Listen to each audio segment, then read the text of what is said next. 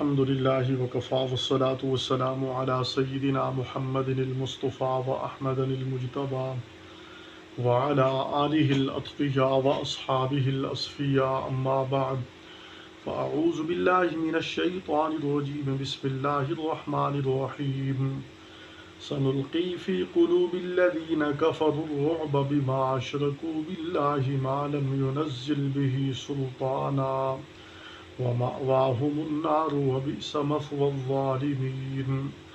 وَلَقَدْ صَدَقَكُمُ اللَّهُ وَعْدَهُ إِذْ تَحُسُّونَهُم بِإِذْنِهِ حَتَّى إِذَا فَشِلْتُمْ وَتَنَازَعْتُمْ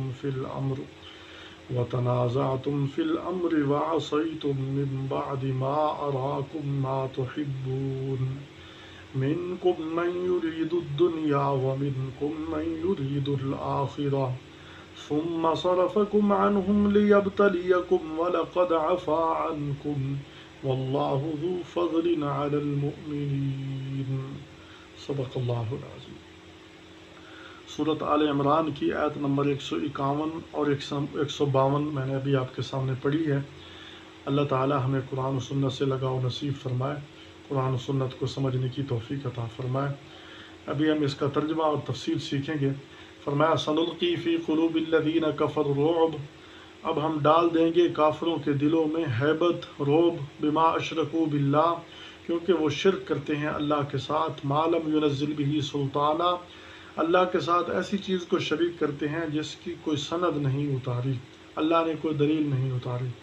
ومأواہم النار، اور ان کا ٹھکانہ آگ ہے، وبئس مثوى الظالمین، اور بہت برا ٹھکانہ ہے ظالموں کا۔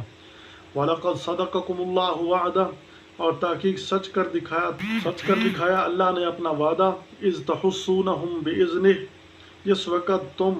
قتل کرنے لگے ان کو اس کے حکم سے، حتی اذا فشلتم وتنازعتم فی الامر،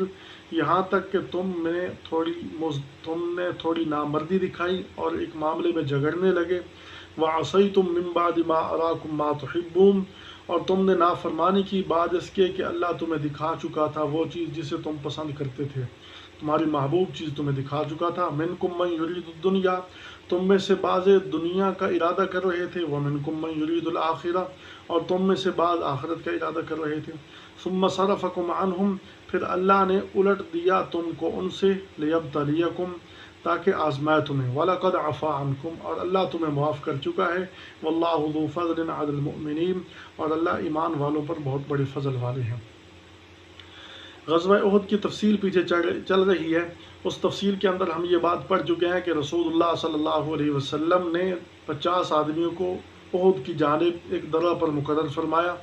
اور ان کو ہدایت فرمائی کہ جنگ کا جیسا بھی حال ہو تم نے یہاں سے نہیں ہٹنا۔ لیکن جنگ چونکہ ابتداءً مسلمانوں کے حق میں تھی، مسلمان کافروں کو مار رہے تھے، کافروں کے اندر بھگدڑ مچ گئی، میدان چھوڑ کر چلے گئے۔ جب کافر چلے گئے تو مسلمان فاتح بن رہے تھے، ان لوگوں نے سمجھا کہ کافر میدان میں رہے نہیں، اب لڑنے کی ضرورت نہیں، لہذا ہم جلدی حملہ کرنے کے بعد ہم جلدی مال غنیمت اکٹھا کر لیں۔ تو مال غنیمت اکٹھا کرنے کے لیے 40 آدمیوں نے وہاں سے جگہ چھوڑ دی اور 10 آدمی اپنی جگہ پر کھڑے رہے۔ تو جب 40 آدمیوں نے جگہ چھوڑی، خالد بن ولید اس وقت مسلمان نہیں ہوئے تھے، وہ ان کا ایک رسالہ کا افسر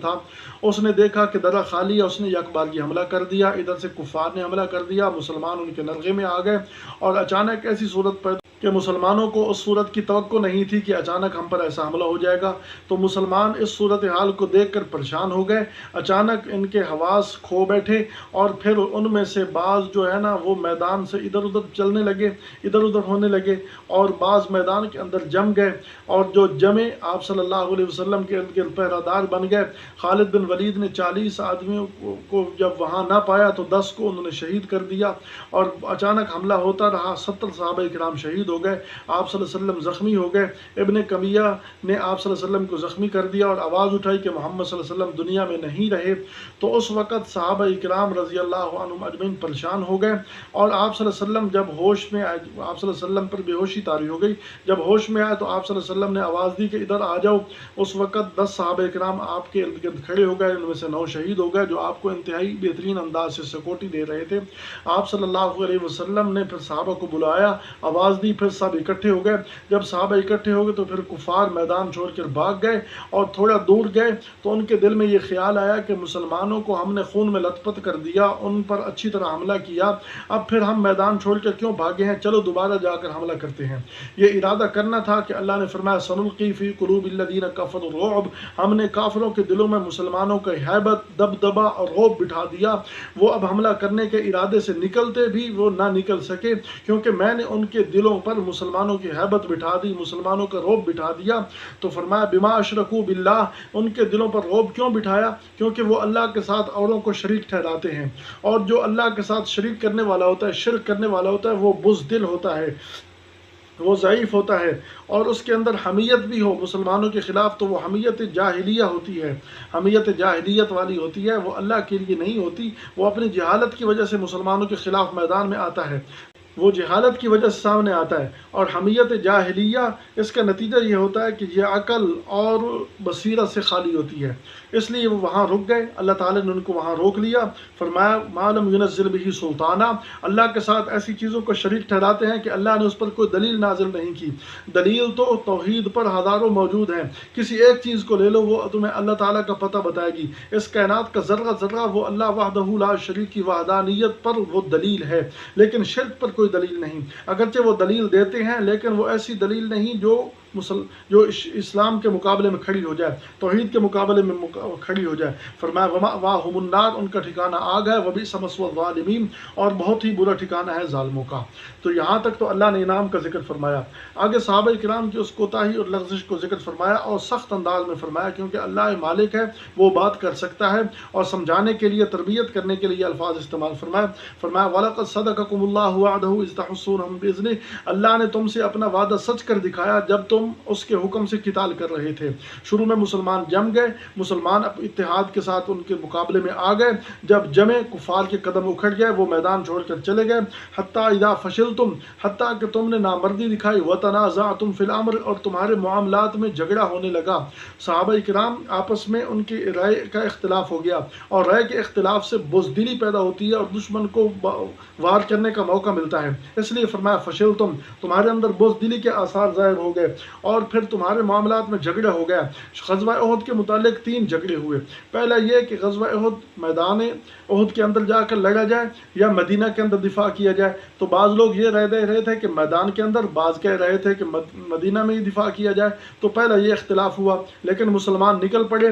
اور دوسرا جھگڑا کیا ہوا کہ راستے میں آ رہے تھے کہ عبداللہ بن ابی یہ کہہ کر کہ میری رائے نہیں مانی، میری رائے کا احترام نہیں کیا گیا، وہ واپس ہو گیا، اور 300 وہاں سے پھوٹ گئے، باقی 700 بچ گئے۔ اور تیسرا آخری جھگڑا یہ ہوا کہ آپ صلی اللہ علیہ وسلم نے جو 50 آدمی کو مقرر کیا، ان کا آپس میں اختلاف ہو گیا، بعض کہنے لگے جانا چاہیے، بعض کہنے لگے یہیں رکنا چاہیے۔ تو اس کی وجہ سے فرمایا تم پر یہ مصیبت آئی، وَعَصَيْتُم مِّن بَعْدِ مَا أَرَاكُم مَّا تُحِبُّونَ، اور تم نافرمانی کر چکے اس بعد اس کے کہ اللہ تمہیں تمہاری پسندیدہ چیز فتح تمہیں دکھا چکا تھا۔ نافرمانی کیسے کر دی؟ آپ صلی اللہ علیہ وسلم کا صریح حکم تھا، صحابہ کرام نے اجتہادی جو ہے طور پر وہاں سوچا، اور سوچنے کے بعد ان کی ایک رائے اپنی جگہ پر، لیکن ظاہری طور پر ایک نافرمانی کی صورت بنتی ہے، اس لیے فرمایا اللہ تمہیں تمہاری پسندیدہ چیز فتح دکھا چکا تھا، اس کے بعد تم نے نافرمانی کی۔ منکم من یرید الدنیا ومنکم من یرید الآخرہ، تم میں سے بعض دنیا کو طلب کر رہے تھے اور بعض آخرت کو طلب کر رہے تھے۔ اس جملے کو لے کر کے تم میں سے بعض دنیا کے طالب تھے، بعض دشمنان صحابہ کرام وہ آپ صلی اللہ علیہ وسلم کی اس پیاری جماعت پر اعتراض کرتے ہیں،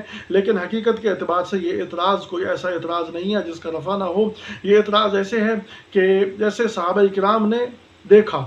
کہ اب میدان خالی ہو چکا ہے، اب میدان خالی ہونے کے بعد انہوں نے سمجھا کہ اب لڑائی کی کوئی صورت باقی نہیں رہی، اور مال غنیمت اگر اس طرف نہ بھی جاتے تب بھی ان کو حصہ ملتا۔ ایسا تو نہیں ہے کہ جنہوں نے اکٹھا کیا ان کو حصہ ملے گا، جنہوں نے اکٹھا نہیں کیا ان کو حصہ نہیں ملے گا، ایسا نہیں ہے۔ اگر نہ بھی اکٹھا کرتے تب بھی ان کا حصہ تھا، لیکن یہ اکٹھا کرنا کیسا تھا؟ وہ ایک مجاہدین کے کام میں مشغول ہونا تھا، وہ مجاہدین کی ایک ڈیوٹی ہوتی ہے مال غنیمت کا اکٹھا کرنا، وہ اس میں شریک ہو گئے، اور یہ شریک ہونا ان کا دنیا کے لیے نہیں تھا بلکہ آخرت کے لیے تھا، لیکن ظاہری صورت چونکہ دنیا کی بن گئی، مال تھا، اس لیے اللہ تعالیٰ نے فرمایا منکم من یرید الدنیا، تم میں سے بعض دنیا کے طالب بن گئے، اس لیے ارشاد فرمایا تو آپ صلی اللہ علیہ وسلم کی اس جماعت کا مال غنیمت کا اکٹھا کرنا، یہ گویا کہ صحابہ کی معاونت کرنی ہے، صحابہ کے کام میں شریک ہونا ہے، خود اپنا کام کرنا ہے، اور یہ آخرت کے لیے کرنا ہے، دنیا کے لیے نہیں کرنا۔ لیکن اللہ تعالیٰ نے ظاہری صورت دنیا کی بنا دی کہ تم میں سے بعض دنیا کا ارادہ کر رہے تھے، دنیا کو اکٹھا کر رہے تھے۔ اس لیے چونکہ آپ صلی اللہ علیہ وسلم کی صریح حکم کی بھی تھوڑی خلاف ورزی ہو گئی، اجتہادی حکم انہوں نے اپنا کیا، آپ صلی اللہ علیہ وسلم کا صریح حکم تھا، اور پھر ظاہری بات ہے کہ دنیا وہ مال سامنے تھا، اس لیے دنیا سامنے آ گئی۔ اللہ تعالیٰ نے ظاہر کے اعتبار کرتے ہوئے ارشاد فرمایا کہ تم میں سے دنیا کے طالب بن گئے، حالانکہ حقیقت میں وہ آخرت کے لیے مال اکٹھا کر رہے تھے۔ وَمِنْكُمْ مَنْ يُرِيدُ الْآخِرَةَ، تم میں سے بعض آخرت کے طالب تھے جو 10 وہاں کھڑے ہیں، وہ انہوں نے مال کی طرف توجہ نہیں کی، اور جو مال کی طرف متوجہ ہو گیا چونکہ ظاہری طور پر دنیا تھی، اس لیے ارشاد فرمایا ثُمَّ صَرَفَكُمْ عَنْهُمْ لِيَبْتَلِيَكُمْ، پھر اللہ نے تم کو الٹ دیا تاکہ تم نے آزمائے، جنگ کا پاسا پلٹا، کفار تم پر آ گئے، غالب آ گئے۔ وَلَقَدْ عَفَا عَنْكُمْ، اور ان سب باتوں کے بعد جب اللہ فرما دیتا ہے میں تمہیں معاف کر چکا ہوں، تو اب صحابہ پر کوئی اعتراض باقی نہیں رہتا، کیونکہ اللہ فرما رہے ہیں لقد، واو لام تاکید کا، قد تاکید کا، صدا کا، ماضی کے اندر تاکید کا معنی پایا جاتا ہے، تحقیق پکی بات ہے، اللہ تم سے بالکل درگزر کر چکا ہے، معاف کر چکا ہے، تمہارے ذمہ کوئی لغزش اور گناہ باقی نہیں رہا، تاکہ بعد میں آنے والوں کو زبان کھولنے کا موقع ملے۔ اللہ نے واضح فرما دیا واللہ ذو فضل علی المؤمنین، اور اللہ تو ہے ہی بڑا مہربان ایمان والوں پر۔ اللہ تعالیٰ کی ایمان والوں پر وقتاً فوقتاً مہربانی ہوتی رہتی ہے۔ اللہ تعالیٰ ہمیں راہ حق سمجھنے کی توفیق عطا فرمائے۔ وما توفیقنا